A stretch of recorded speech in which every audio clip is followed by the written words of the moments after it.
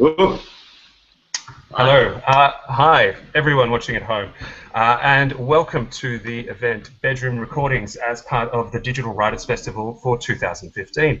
My name is Jared, and it's my great pleasure to be able to be joined today by two fantastic and almost disgustingly talented young Australian songwriters, really. With me today are Will Cuming and Brendan Maclean. Actually, Will, I should have confirmed, am I pronouncing your name? And actually, I've done this all wrong. It's Brendan Maclean, I do know for a fact. And Will, Cuming or Cuming? Actually, just coming, just like the dirty word. You know. Like the dirty word. Okay, that's easy to remember. Yeah. It's great to be a part of the Digital Readers Festival.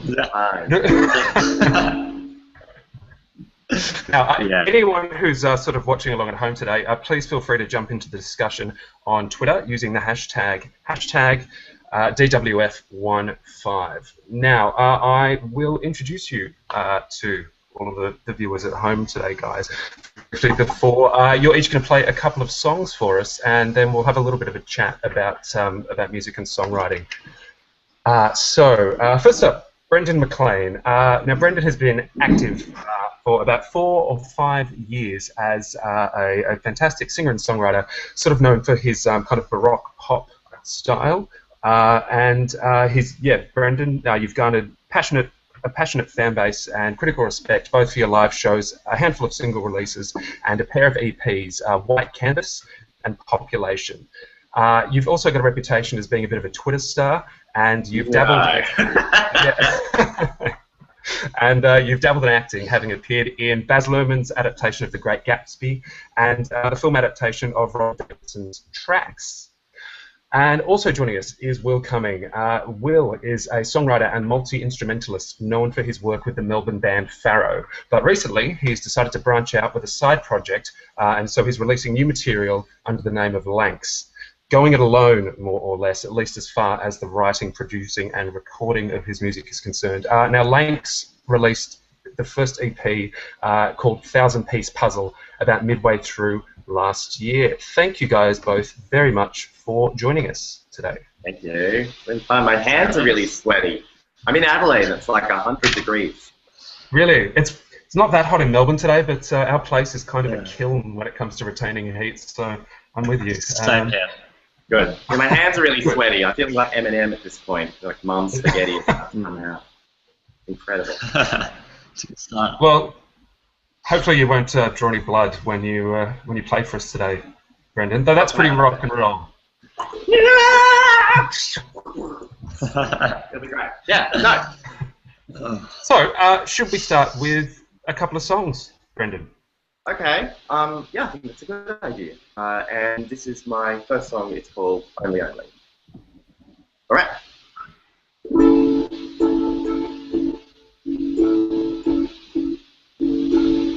I didn't see a light. I didn't see a light. Now the lights are on my face.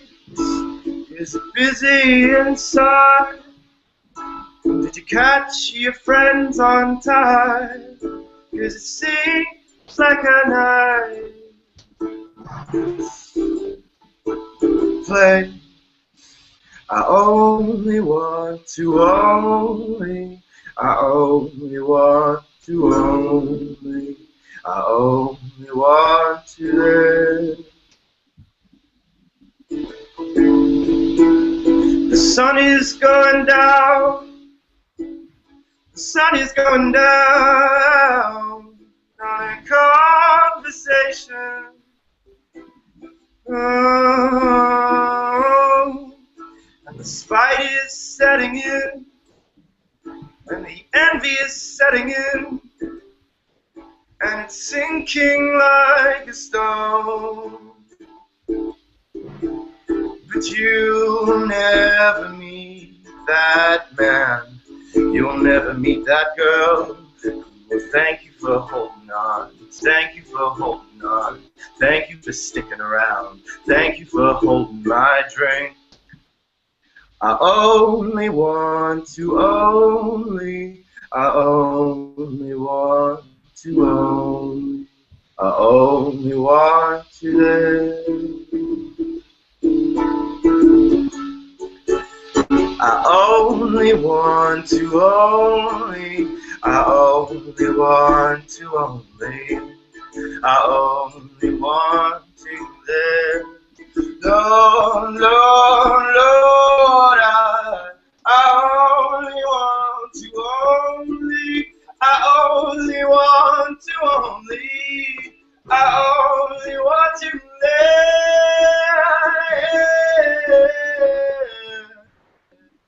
I only want to I only want to I only want to live.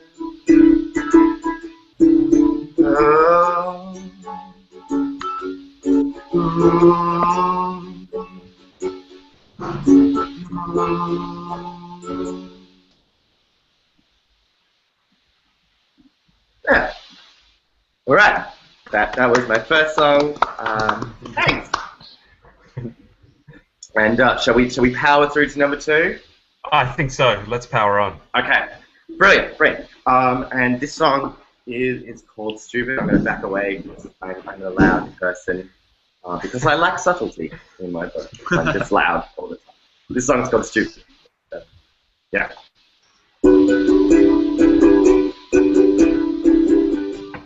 If you weren't so stupid, I could have loved you. And if you weren't so stupid, but you're pretty stupid, Lord, Lord, Lord. And if you weren't so busy, I could have loved you. But you work in the office, and you've got better offers now. No, tell me, what is his name now? What is his name? I'm excited to hear the news. Tell me, what is his name now? What does it say about you? And let's not be friends, or else this will never end. Let's not be friends for sure. For sure. And if you weren't so ugly, I could have loved you. It's something I tell myself when I'm down to get high. Lord, if you'd made me a coffee, I could have loved you. But you made me hot chocolate and it's just not what I wanted, no, tell me who is invited, so fucking delighted to see all the boys you see. Tell me, why don't I fight it, what does it say about me? Let's not be friends, or else this will never end. Let's not be friends for sure, We'd adopt, we'd have dogs, I'd have all of the things he's got. 'Cause you're hot and you're cold, you're yes and you're no, you're in and you're out, up and you're down, you're wrong.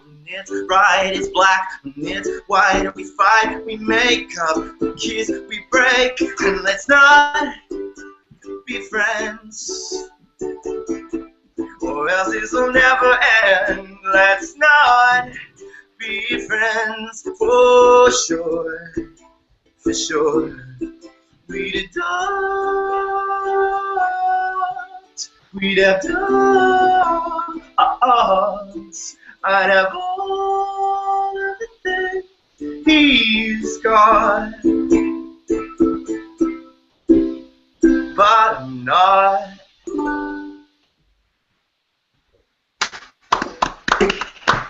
Hey! Woo! That was beautiful. Thank you, Brendan. That was actually really quite lovely. I don't know what it was like for everyone else, but I kind of felt like I was being serenaded, albeit in quite bitterly ironic fashion. But that's something which I really like about your songs too, is the kind of counterpoint between how often pretty and upbeat, catchy they are musically, and you've got such a wonderful kind of lively voice. But then yeah, often they are quite sardonic and scathing lyrically. Well, that's that that classic Tom Waits thing. The best thing he wants is the most melancholic words with the most joyous melody, that you just trick everybody into listening into how depressed you are at all times. And and once you kind of, as a listener, kind of attuned to that gulf between the music and the lyrics, then I think that's when interesting things start to happen. Absolutely. You were playing the ukulele today, which was fantastic to see. Now, I know that you, I think I've heard you say that maybe the piano is where you feel most at home. That's miming the piano there, not that I'm not typing on my keyboard. Exactly, that's much better. See, that's why you're a professional. I think everyone can tell that. Yes, you do play the piano like a small Tyrannosaurus Rex. That's how it works. Just sort of clang away. Do you typically compose on the keys, or how does the songwriting process tend to go? Yeah, it always starts on the keys, or even more commonly, it starts with singing into your mobile phone on notes while you're in the back of a bar avoiding the rest of a party. But I guess the main thing is it's tough to carry around a piano at all times. So suddenly I was on tour and there was just no piano. I was going insane, and the smallest and cheapest thing I could find was a uke. And it plays all the chords you need. You only need 4 chords to write a pop song. Sometimes you only need 1, like the first song, which is pretty much made up of 1 chord. And yeah, it just kind of started doing the job for me as well. Yeah. So, but usually they do start with just a melody. It's a melody on my phone. I've got hundreds of vocal notes, if you will, and a few lyrics. That's it. A lot of, if I go through this now, there's a lot of like 4 minutes just me going, and there's something love and inside and a bridge. So are you the kind of songwriter for whom songs are kind of, there's always germs of songs buzzing around and you're constantly kind of fighting to get them down and kind of latch onto them later, or Yeah, I think I actually more start with the lyric. Usually it comes from a very conversational place for me. It's usually I'll say something, for example, the second song, I'm quite sure I said, if you weren't so stupid I could have loved you, and then that came out. It was quite rhythmical. It was a melodic word in my mouth, and sometimes when you're talking, you put an intonation in a word and you're like, okay, that actually sticks in my head. That's why I'm remembering that phrase. And then, let's not be friends. The emphasis on the not, pushing the note up. It's all quite directed from whatever the motivation is while you're playing the chord. A simple chord means nothing, and that's why you find the top line. And, that's my job. On the other hand, I'm a top line writer at Universal. I get a whole bunch of songs that are just 4 chords, and you've got to find that melody that everyone's going to remember. And it always, for me, comes from conversations and talking.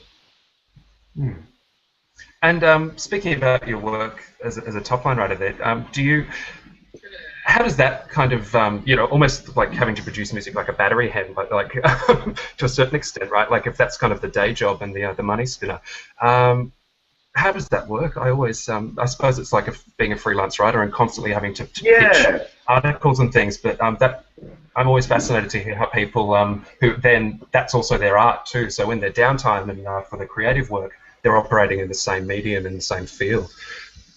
You're not wrong about the battery hand thing, that's for sure. But the feeling is more like speed dating. Like they throw you in a room with a producer. It really is. They throw you in a room with a producer and you just have to start. And all the worst songs from my trip to America this year came from those sessions. They were terrible. They meant nothing. But these people, everyone just wants to sell their song to a Coke ad or a McDonald's ad or whatever to make $100,000. But at the end of the day, the ones that I loved were, the people, someone would walk by and show me something they're working on. I go to their house. And you do need time to nurture a song. Of course, there are pop songs with hooks that you remember forever that are made in 35 seconds. As I was warming up, I was playing the Bee Gees' Staying Alive. And I believe that was written they always joke that it was written in the length it takes to sing it. That's how that song was written. But for me, it takes a lot of nurturing. It takes a lot of sleep on it. and it takes a real friendship with the producer. So if I ever did find that that speed dating thing worked, I would usually shorten the first day session and go, let's catch up again tomorrow. Let's go out for dinner instead and talk about it and possibly sleep with each other, and then we'll write a great song. So it comes from experience then, really. You need to... Absolutely. You need to add a bit of heartbreak and lust into the songwriting, and then I think it works like that. Will, how does that maybe compare to, not to jump the gun here, but how does that maybe compare to your process? Like, how do you tend to realise you've got something kind of going on up there which you can latch onto in terms of the song? Yeah, well, I mean, I don't, at this point, I haven't really done any writing for any other artists, so I don't do as much of that. But I come from an instrumentalist background, so for me, lyrics is kind of, I prefer to like paint a picture musically with instruments before I start even really delving into that world at all. And I'll like, I've got the same thing in my phone with like hundreds and hundreds of ideas and things of any instrument I've got where I am, and then my laptop, hundreds and hundreds of ideas. But I don't, you know, I prefer to work like that, like churning out 100 ideas and then choosing your 5 favorite ones and then really developing those and giving them the love that they kind of need. Like I mean, there are songs that I've written kind of the same thing. The songs that you have written really quickly that do end up kind of coming out really well, but although the ones that you're always, I don't know, the ones that I feel most happy with are generally the ones that I put a bit more time into and just trying to, like, you know, do more of that, just really developing them. So yeah, I mean, I agree with a lot of those ideas though, and I do like the idea that you sort of, if you are going to write with someone else, just trying to connect a little bit as well, understand where each other come from, rather than just like, oh yeah, bang, idea, done. I think sometimes it can sound a bit lazy when you hear the finished product of that. Yeah. Would you maybe like to play a couple of songs for us now, Will? Sure. Yeah, no worries. Thank you. All right.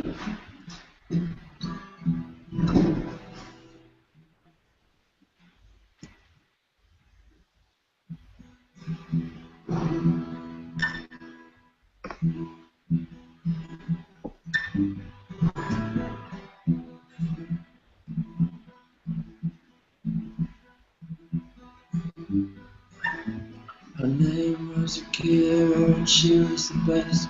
Sticking pins in needles and bleeding out the flesh of people that annoyed her the most. In the shadow of the mountain, she was but a ghost. She haunted all the village folk they stayed in the light, shooting themselves in their cabins at night. The doors barricaded, windows shaded every door.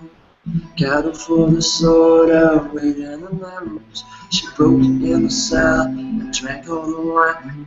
And I woke to find she hadn't been alone that night.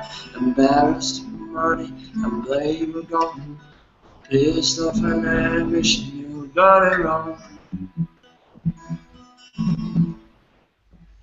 Hold me now, I wanna be sure that my dear. I will go for you if you were there. Now I want you with my knife and spear. Hold me now, I wanna be sure that my dear. I will go for you if you were there. Now I want you with my knife and spear. Sits in the darkness, rolled across his chest. A smile is with arrogance, chain on his breast. Glimmers in the moonlight, disappear when silence broke. Barely seeing the lights of cigarette smoke. Ice in his tongue, twirling in his head. Shifts in his position and turns to face a man. Record his attention when he felt his presence. A sense of familiar, essence. When the man spoke, he had a beautiful tone. Softly on the consonant, surrounded on the hours. Moved under the light. And then he see her watch Akira that night. She sliced him to pieces with a knife. Hold me now, I wanna be sure that my dear. but you were there. Now I'm unsure if my life is good. Hold me now, I wanted was your love, my dear. I would go for you, but you were there. Now I'm unsure if my life is good. It's wrong.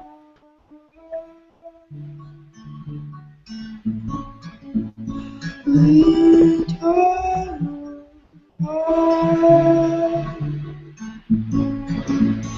Lead on.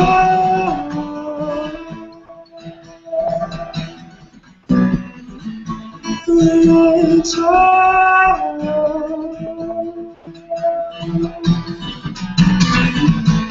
Hold me now, I wanted was your love, my dear.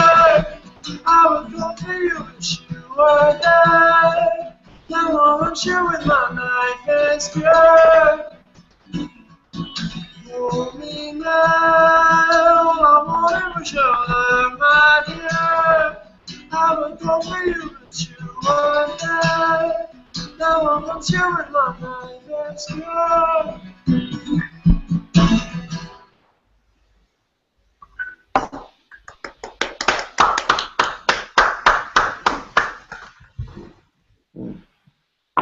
That was terrific. Thank you, Will. And such a different experience to hear you perform it acoustically like that than hearing the recorded version from the EP.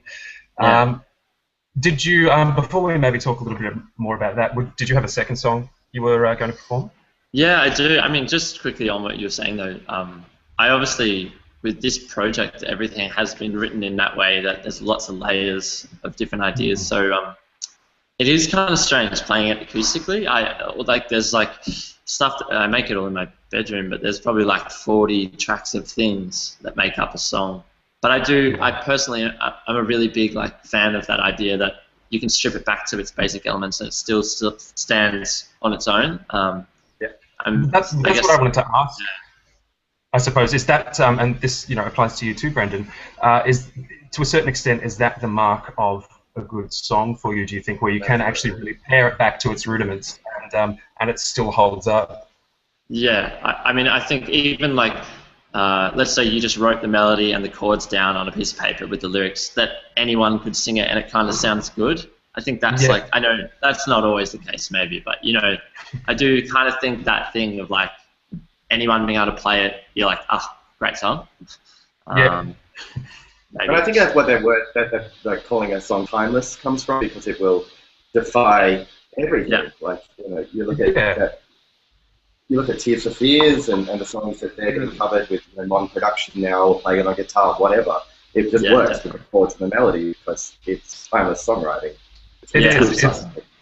It's a kind of, I always think of it, it's like a certain kind of plasticity which leads to a song being durable, and you can transpose it from, you can have someone playing it, a busker playing it on a street corner, or you can have an incredibly lavish and complex, multi-layered electronic version of it, and it's, as you guys said, it's still going to sound like a good song. So, that's, as is certainly the case with, was that Knives and Spears? Just Knife and Spear, just one of each. Knife and Spear. Sorry, okay, one. Yeah, well, if you've got one of each, it'll probably do the trick, really, won't it? Now, would you like to play the second song for us? Sure. This one's called Aurelia. It's not released just yet, but it's off my new EP that'll be out kind of soon. So be very grateful, all of you watching at home. Oh yeah. That's what I was trying to say. Yeah, you better appreciate this. All right, I'll play it.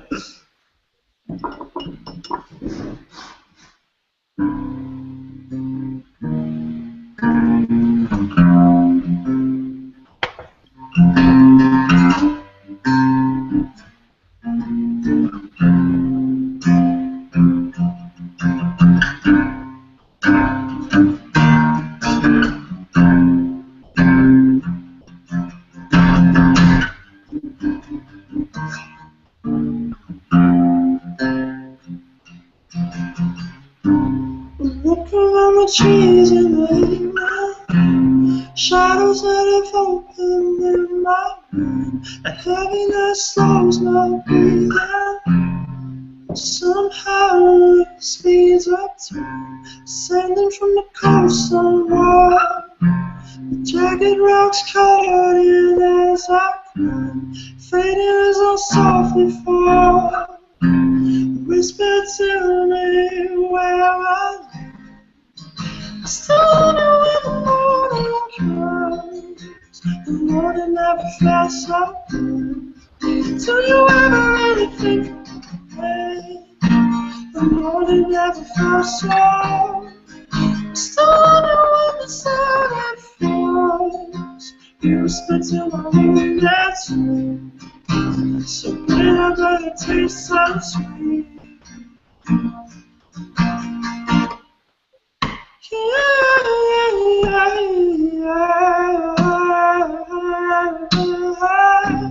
Swam the river I saw, swimming in the ashy sweet feet.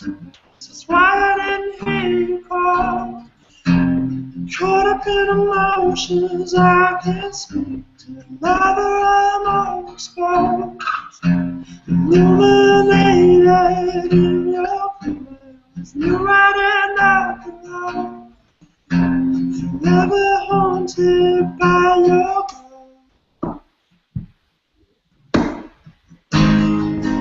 Still when the morning comes, the morning never felt so good. Do you ever really think the morning never felt so? Still when the sun falls, whisper to my wounded soul. So bitter but it tastes so sweet. Your love is a poison arrow to my heart. Try in vain to elude it. You paint me and your pictures still mean art. Heavy brush won't fade.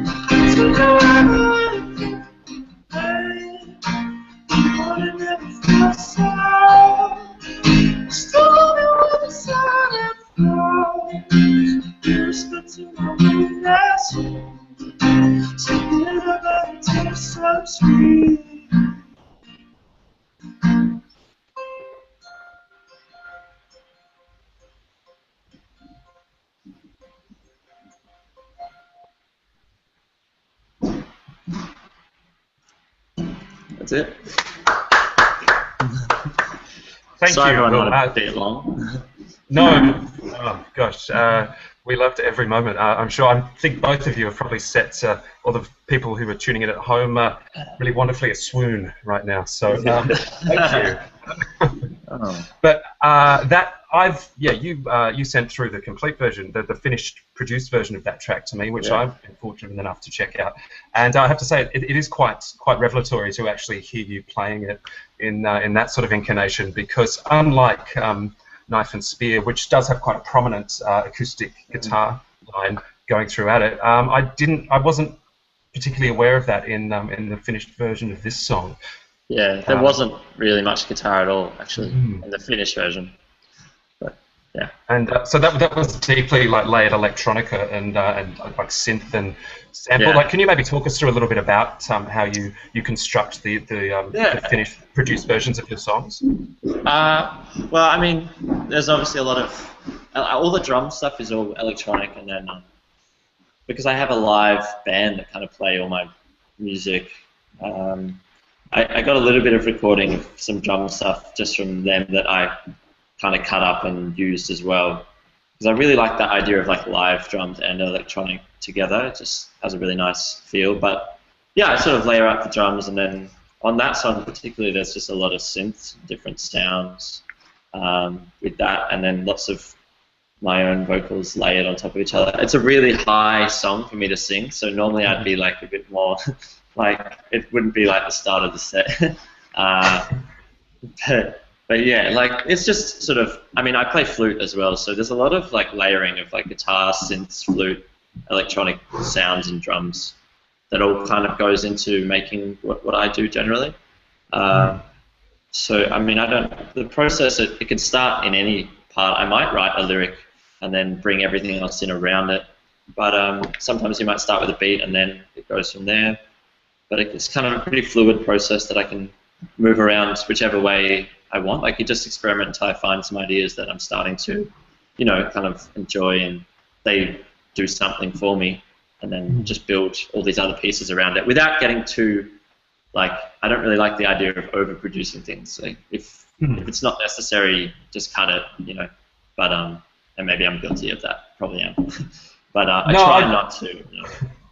No, I think what is so wonderful about the finished versions of your songs is how elegant they seem. They're so textural and and as you say, very layered, and can sound quite dense at times, but not in an overbearing, you know, kind of kitchen sink production kind of way. So you're welcome. Thanks for the music.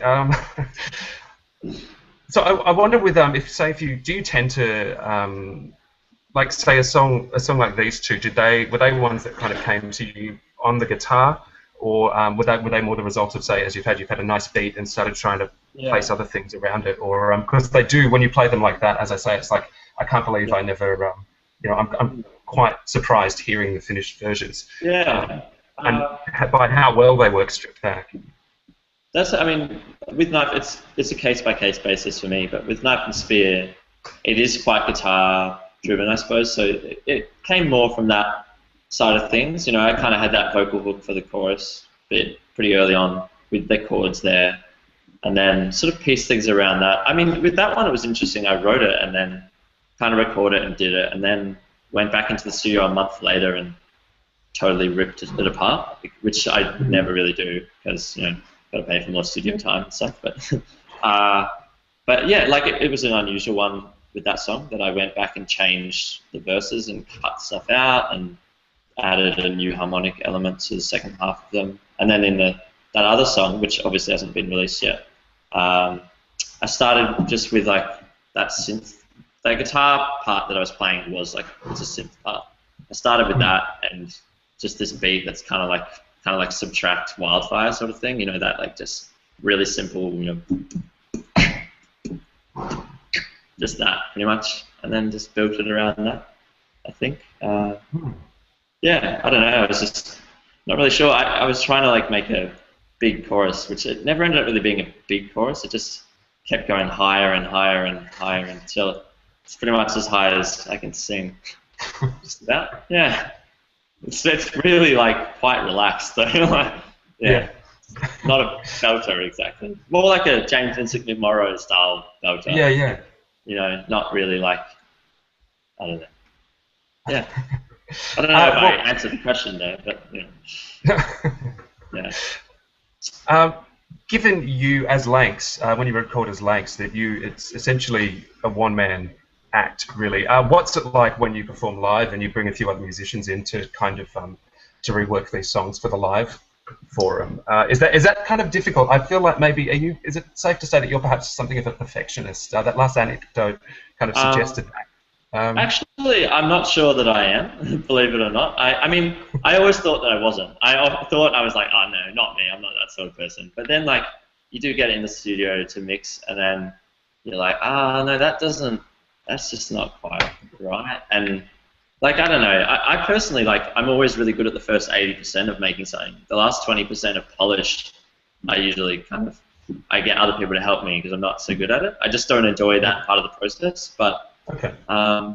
Adding the band in, I think, is just more about bringing a new live element back to it. Like, you know, I've written a song, and it's really fun figuring out, like, a problem-solving way how to perform it, but also embracing the fact that it's not going to be the same as the record, because it just kind of won't. Like, and it can be, and a lot of bands will do it exactly the same, but kind of take the approach that I let it be its own thing. I like playing in a band because it's more fun for me. Like, I enjoy having people around me and playing, and they throw ideas in that I wouldn't have thought of, and that's great.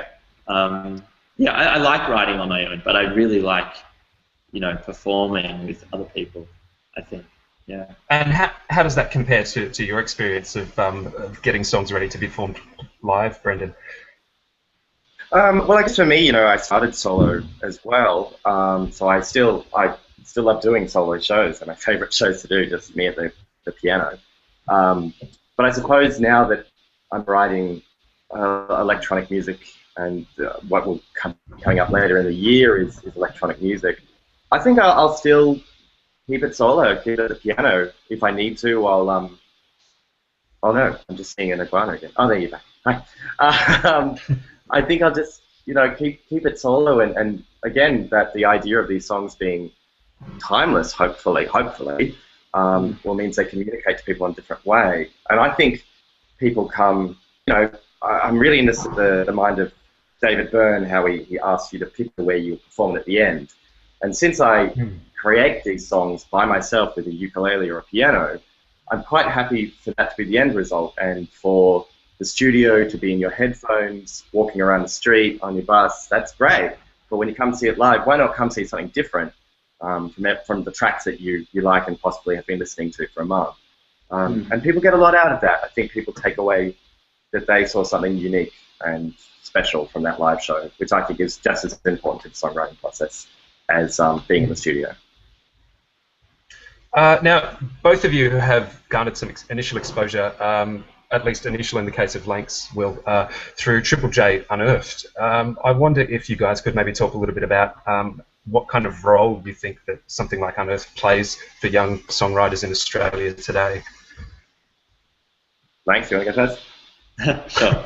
I think it's great. They're so supportive of I mean, they've been amazing for what I've done.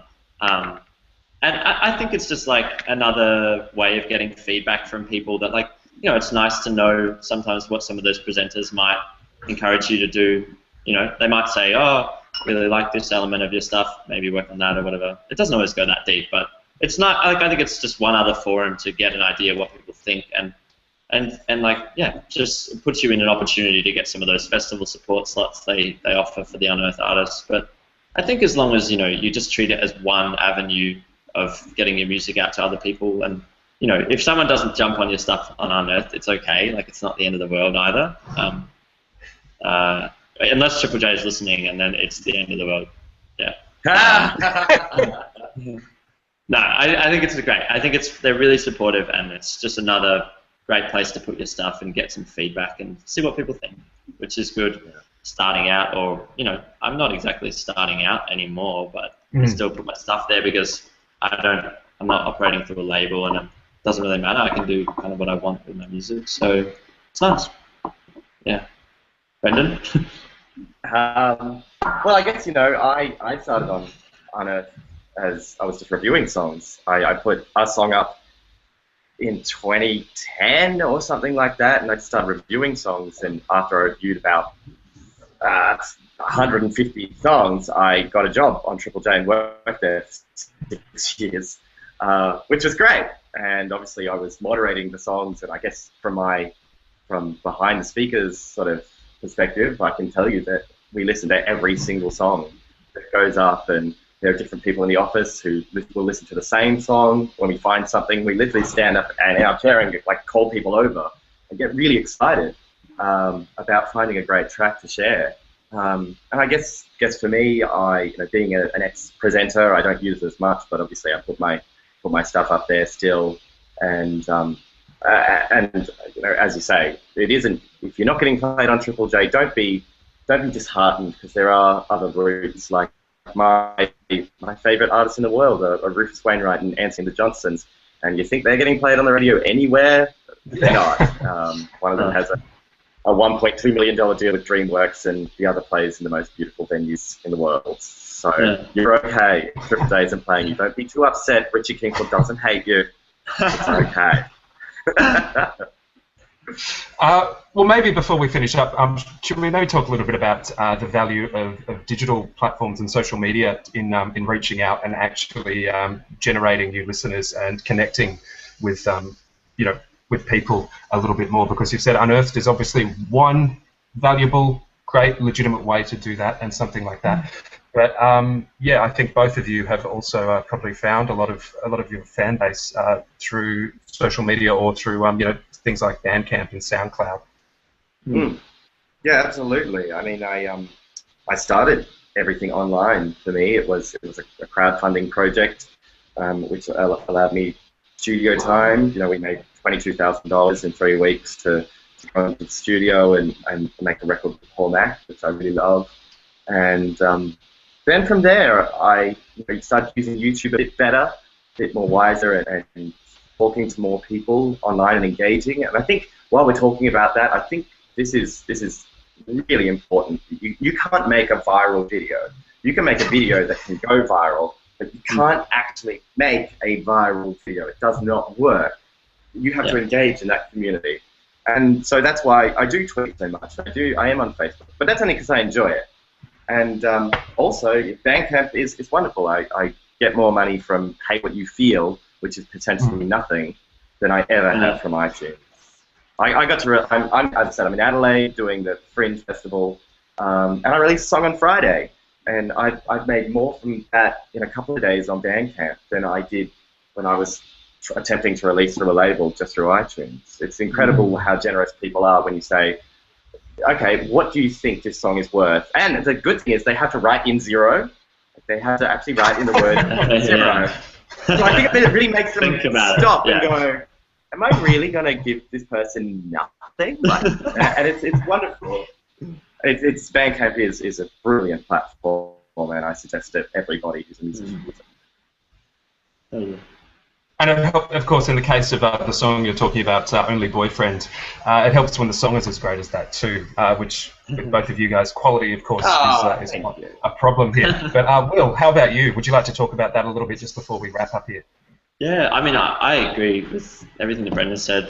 I think that sometimes people try to see social media as like a quick, way of reaching people, but it's just about like, I make friends on there. There are people that like what I do, and they, from all over the world, and you can connect with them. Like, I haven't done as much on YouTube, but on SoundCloud, people have been so supportive, and on some other platforms as well. And I mean, I did, like, the first single I put out, I was doing everything myself, and I just have a really good relationship with blogs around the world because of that. And like, I wouldn't have been able to do that, 20 years ago or anything. And it's nice that it's another way of finding the people that actually care about what you do, and not everyone's going to like what I do, and that's cool, I don't mind, but the fact is there might be some people in Australia, there might be a huge pocket of people in California who just love your music, and then you can actually have a relationship with them and be friends and just be on the same level. It's really cool. And like, just, again, not making a viral video, you're trying to like emotionally connect to people, like, because that's what we do,